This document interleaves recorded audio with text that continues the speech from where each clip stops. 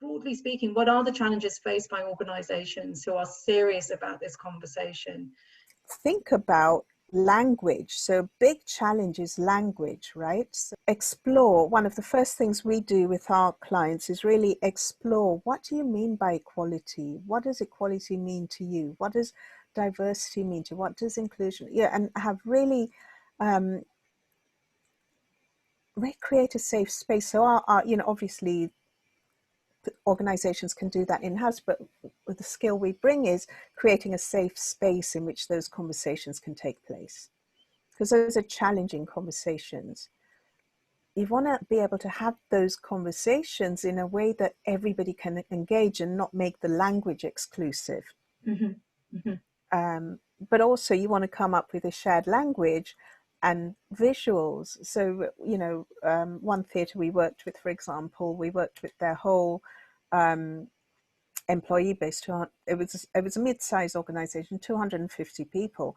But really the commitment that the organization showed in having all those people share in the creation of those definitions, the definition of equality, diversity, inclusion, and belonging, and do that in a sensitive way, in a way that was safe for everybody, whether they were an usher, a volunteer, or the chief exec. And obviously, if it's a larger organization, you're going to have to do that in chunks. You're going to have to do that. I start with the senior team and then roll it out. And even with the 250 person organization, we started with the senior team and rolled it out, but we did it in a way that everybody had a voice. So everybody has an input, because once you have an input, you start to feel like you have a sense of, yeah, I'm free to be myself. I belong here. Sure, right? Sure. So the first step is really having conversations about language and giving people an opportunity to contribute. Then there are other elements you want to look at. You want to have conversations around privilege. That I can imagine would be a very difficult conversation. It is, and you need to really create a very safe space in which to have that conversation, right? And you want to look at So can I ask you a very practical question then? It's going to be slightly controversial maybe for some people, but if you've got a group of leaders who happen to be all white people, yeah, let's say actually all white men, middle-aged, and then you're having a conversation about privilege. Yeah. And then maybe also actually, how do you explore that question or that word amongst different generations? Because millennials will understand it very differently, perhaps to your 50 plus. Yes.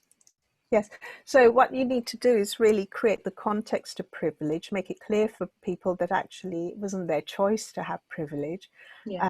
And I'm running through this very quickly, but essentially this is what we do. And we start to create a safe space.